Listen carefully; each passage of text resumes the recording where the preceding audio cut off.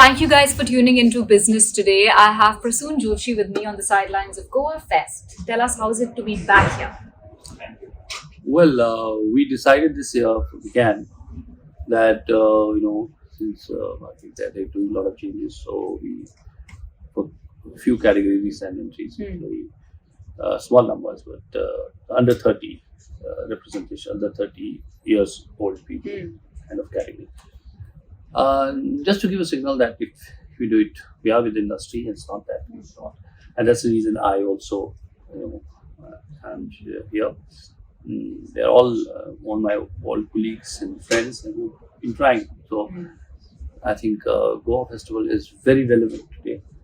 More relevant after pandemic, that people had completely lost touch with each other, and industry functions become very important in these times. So I think congregation of time which is happening here is rekindling people's belief that if something is happening in this industry, and I think which is very important. So, what did you think of the work that you saw and the ones that were awarded as well? Yeah, so work is, as you can say, lines are blurring now. What is a piece of entertainment, or what is content, and what is promotion, which is a short story, what is a podcast, or what is a influencer video. All these things are blurring together. I always believed in it. That's the reason I used to always dabble into many sort of creative, parallelly to creative professions and creative disciplines. But that's getting realized that today consumer is very difficult to find touch points, find and sort of create a kind of graph or where to enter in the consumer's life, into the narrative the consumer has. It's not very easy. You don't get captive audience very easily. We don't get appointment viewing very easily. So how and when to get, and I think we're getting more personalized and deeply personalized in our communication. So have seen all this, I think lines are blurring, and the work I saw was manifesting that. While a significant part of the chatter has been about technology, what you said is also very relevant. Are agencies, creative or media agencies or full circle agencies, are they able to give what the consumer demands right now with the blurring lines, with so much awareness, so many choices, so many platforms? Yeah, so your question is that are communication agencies being able to give what the consumer wants? See, consumer wants a new experience, also engagement. What we are also challenged with is the attention deficit, as we keep talking about. Yeah. That people want to do many things at the same time. They're spoiled for options. So they're flirting with various things, flirting with ideas, flirting with formats, and in that. It's a very difficult question to answer. Are we giving them or not? Because sometimes we are annoying them. We think that problem of plenty. Yes, and sometimes we're just interrupting them and annoying them. Which advertising, earlier the classic principles never go out. We used to always say that probably this ad which you're making, first of all, it's consumer has not opted to see it, watch it. So we are interrupting. Yeah. First. Second, like any other thing, we unlike any other thing, any other content, we are going to be repeated. We are not coming once. Yeah. We are that neighbor who knocks a lot. Yeah. Okay? And you better be loved for that. You better be, if you're not loved, you are, you people get annoyed with you. And that has a very different impact. So your entire communication budget will actually end up annoying them rather than enticing them. Right. So with the onslaught of so much data, so much numbers, and are we doing justice to all that data, or do you think it's still very fragmented and we're probably at just the No, I nascent think stage? no. I think people are doing this. It's a lot of people are not quite advanced in the. I can see the data experts in the way many of our agency partners are doing. They are pretty advanced in analyzing data and using it. But I fear the people who are obsessing over it, who are throwing baby with the bathwater, who are forgetting that eventually we are storytellers. We are storytellers, people. Brand is a story. Yeah. Product is physical. You are a story. I am a story. We are nothing without that. We are just flesh and blood. The moment you put a name, you put a background, you put a story, you become relevant. Yeah. If you remove that, you're just a physical entity. That's how brands are.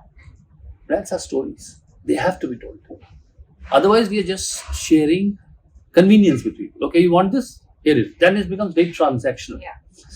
The problem with the transactional thing is that it doesn't have loyalty there. It doesn't have a relationship. Yeah. So the fundamentals of human life, which is emotions, have to be kept in mind when we are using data.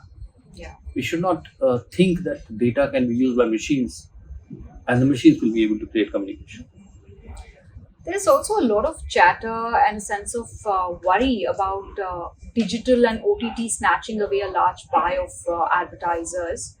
But then you have big guys also still being loyal to old traditional mediums. So where are we headed in terms of consumption and in terms of advertising, media buying and trends overall?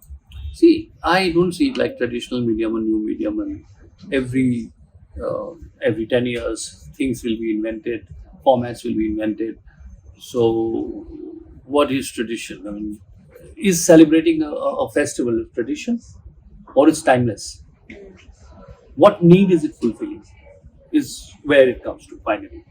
So yes, the way things transform from one form to another form.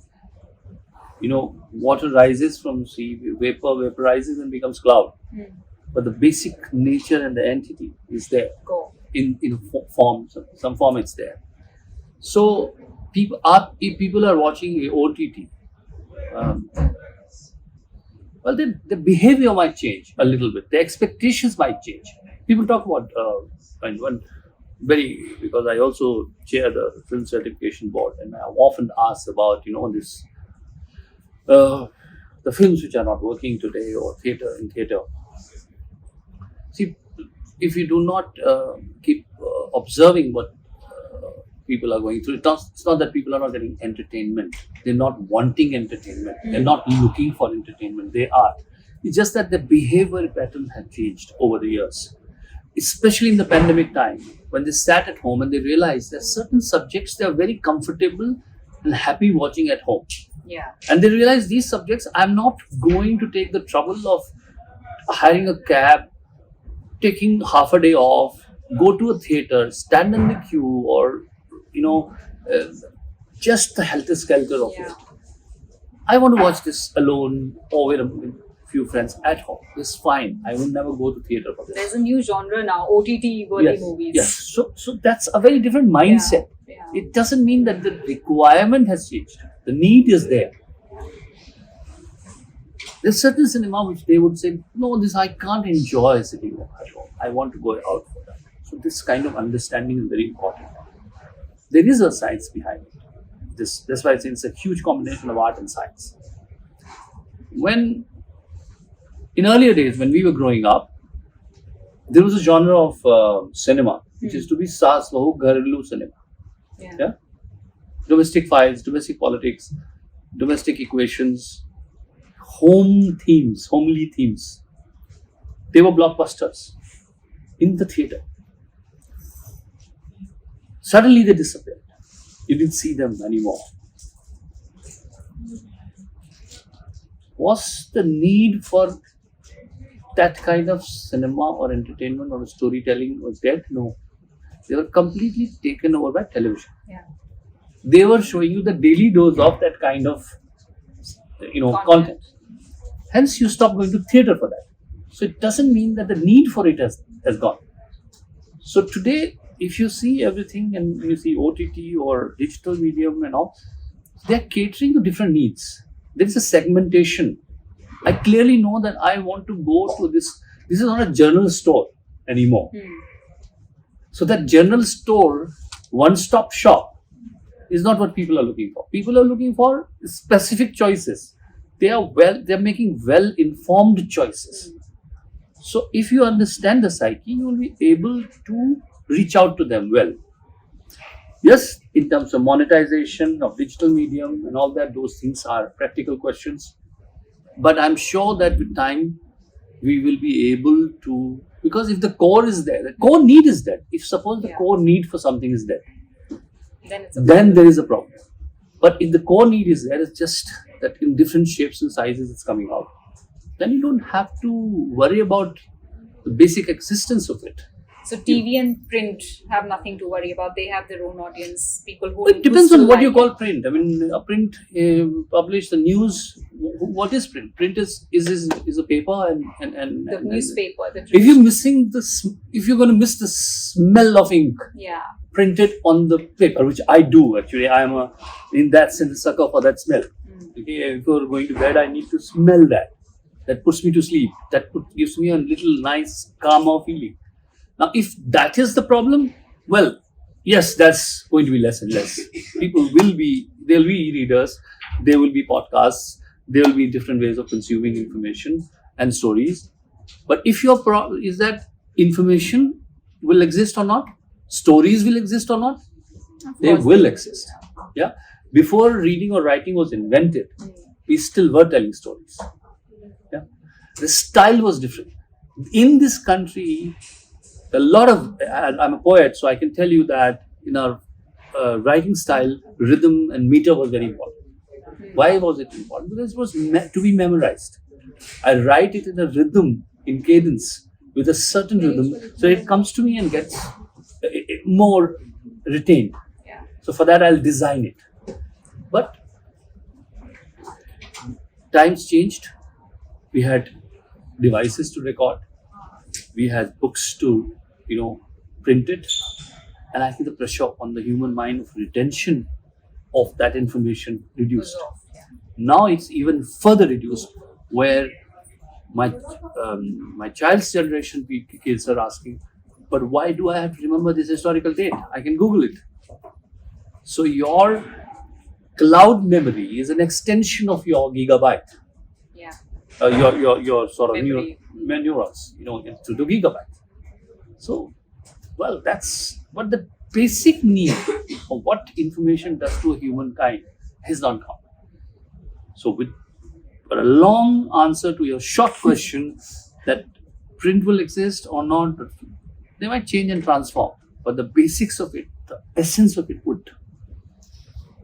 I want to conclude the conversation circling back to Goa Fest once again. We've seen a lot of big names, big agencies, take away the big laurels. Does that mean it's sort of the end of the road for smaller, specialized agencies now that the bigger guys are offering everything under the same roof? You're talking about awards, or you're talking about the offerings the agencies are doing? Offerings, yes, as services. Yeah. Well, it was always the case, not from now. Yeah, but I mean, I'm talking about even creative agencies. There was a time when the smaller boutique agencies were also, taking back a lot of laurels. And this time around, we've seen a lot of big guys walk away with the most of it. That's why in awards, I've always maintained this. And when we were back in 2006 or 2007, when this festival was, the genesis of this festival was happening. One of the points I was off, and I made sure that happened that year, that we will not pay emphasis to collective points or big networks. We'll pay more attention to the individual pieces of work. I think celebration of excellence is what we should do. Now with a might, if somebody looks bigger, I think everybody would tabulate. Everybody would tabulate. It's not, they will not tabulate. In their heads, they will tabulate. At home, they'll go back and say, oh, see, we won this many medals. And they would do it. But as a consciousness of the industry, if we start celebrating individual pieces of work, that's for me is more important. What you give, importance to. A small 4 or 5 people setup, done brilliant piece of work, should be definitely celebrated, not the size. Yeah. Size is not the point. Excellence is the point. And even the size has to be pushed towards excellence. They should be challenged by excellence. Is the size gobbling up? Well, it's an age-old question. When a few people actually form their agency to sell.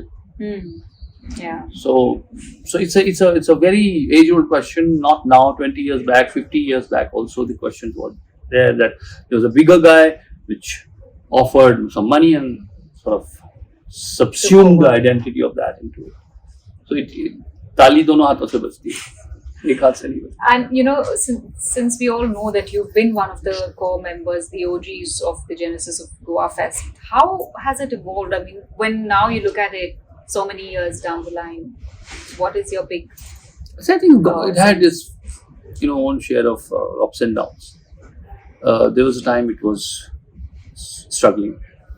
I think it's when we started. I remember walking in the Seam Beach outside with Dan Wyden, and I had a special relationship with Dan Wyden because my first big award at Cannes, actually I got it from him, and I was very young, and he whispered into my ears and said, "I want to take you out after this and have a coffee and have a chat with you." And it was Thanda Matlab Coca-Cola that time. And he took me out and we chatted. And then we had him in Goa Fest here. And I think the Profit channel used to be there. Yes. The Shruti was the one who sort of interviewed that walking of me and Dan chatting. It must be there somewhere on social media. So that's the kind of, those are the kind of people who are John Haggerty, all those kind of very legendary figures of advertising were here, always. And then it went sort of where it became a little less sort of active. And I again see that there is a willingness to take it up. So I feel, as I told you, what significance is very much there. We need this kind of festival. We need to see. I was pleasantly surprised and very reassured that we have a lot of talent when we saw the music performances today. That we have many talented people in the profession. Also, when yesterday we were talking in this stage, I was talking about pull of the industry. That why would a youngster or young people, talented people, want to come to this industry? So I think if they see like-minded people, if they see talented people, they would definitely want to be there, want to belong there. See, eventually there was some comforting of people who were a little confused, and creative people are basically confused by nature, and confusion is a very fertile state. Confusion is not very definite about it, and hence trying to come up with ideas and grapple with it. It's a very fertile state of mind. It's a liminal space, as I say, in which ideas sort of sprout. Such people do get comforted when they see like-minded people. So it's a festival like this, like we Goa Fest is trying to do, getting youngsters to get exposure to like-minded people is very important, and I think there is a welcome step towards achieving that. All right. And on that note, we'll conclude the interview. Thank you so much, Mr. Prasoon Joshi, for joining us on Business Today. Thank you. If you like the video, do like, comment, share and subscribe.